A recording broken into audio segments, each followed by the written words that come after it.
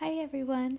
Today I want to talk just very briefly about the last concept we're going to cover in this course, which is the relationship between areas and derivatives. So let's imagine a situation where you have y as a function of x, and it's some, random function, and you are interested in knowing the area under that curve. How much area is bounded by that curve, let's say? You want to know that. What's the area under that graph?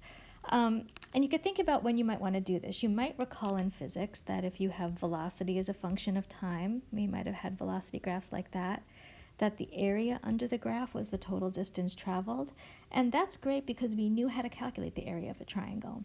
But if we had a velocity time graph that was more like that, we wouldn't know how to calculate the total distance traveled. And in fact, it would be a very difficult problem without calculus. Calculus allows us to calculate, just like it allowed us to calculate the slope of this variable velocity, the acceleration as a function of time, we could also calculate the total distance traveled at any point by looking at the area under the curve.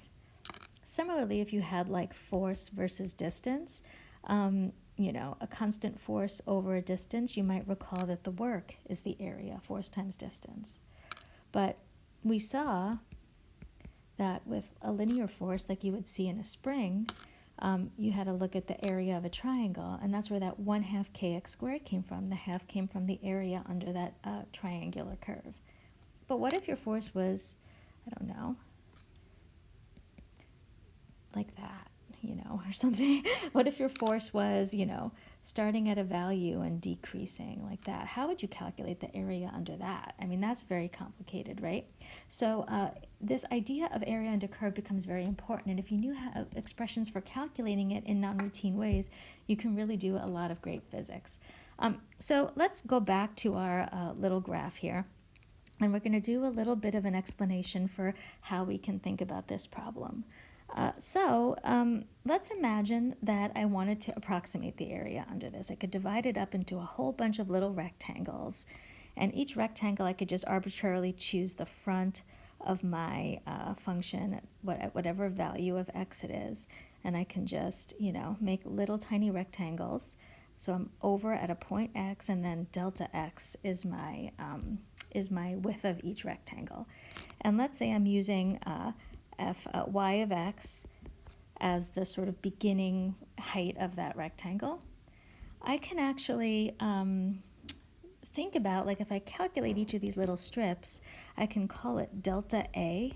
The rate of, the little delta area that exists there is going to be y. It's approximately y of x, because of that little bit that I'm ignoring, times delta x. That's a good approximation for that little strip of area. And now I'm going to get super sloppy. I'm not going to be rigorous here. But let's just imagine that I, had some number n of little strips that I divided it up into. I could do like a sum of I equals 1 to n, y of x, delta x. Like, let's call it, y of x of I, delta x. That way, like, it's for each value along that. And then I'm going to take the limit as the delta x approaches 0. So I get like an infinite number of strips over there. So that's like really my definition of area, right? Is like I sum it up over n, and then like I make n get bigger and bigger and bigger and bigger.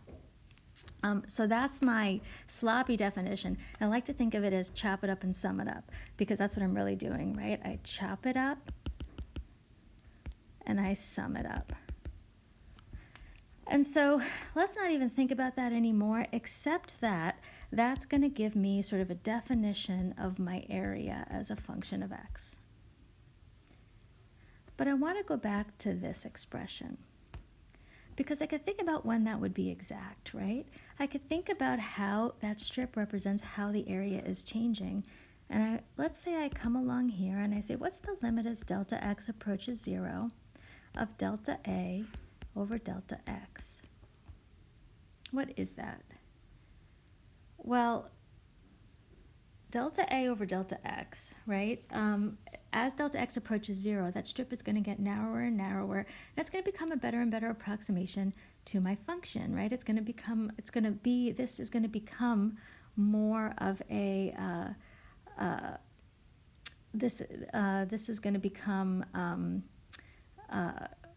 a more accurate delta A is going to become a more accurate representation of those strips. And so if I think about that limit of delta A over delta X as X approaches 0, that really becomes a definition of dA dx.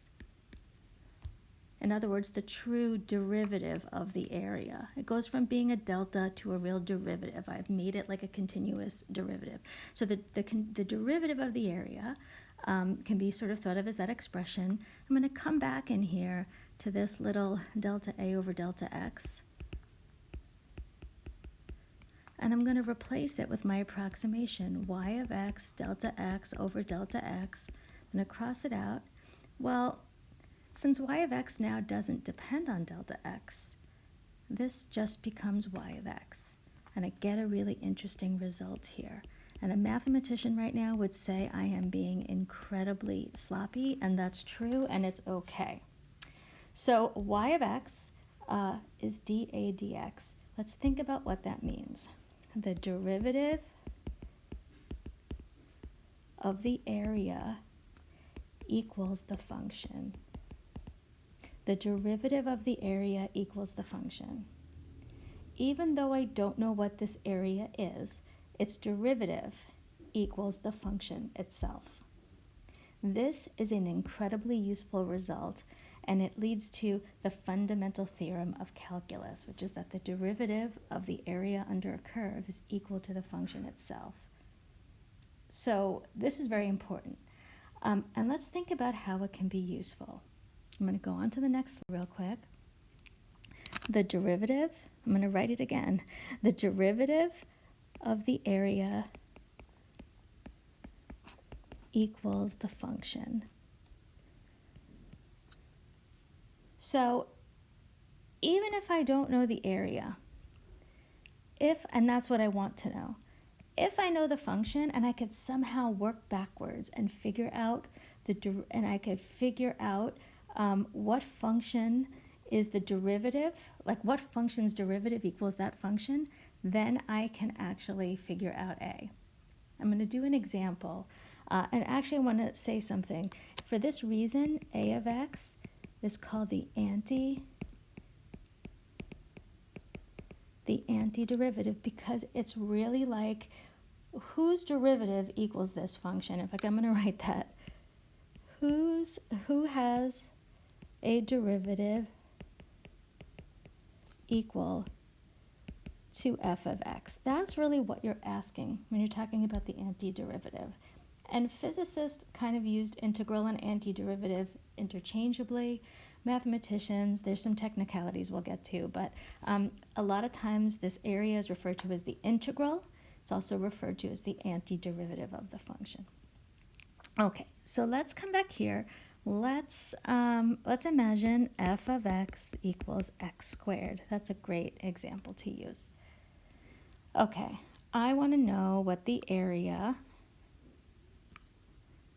y equals f of x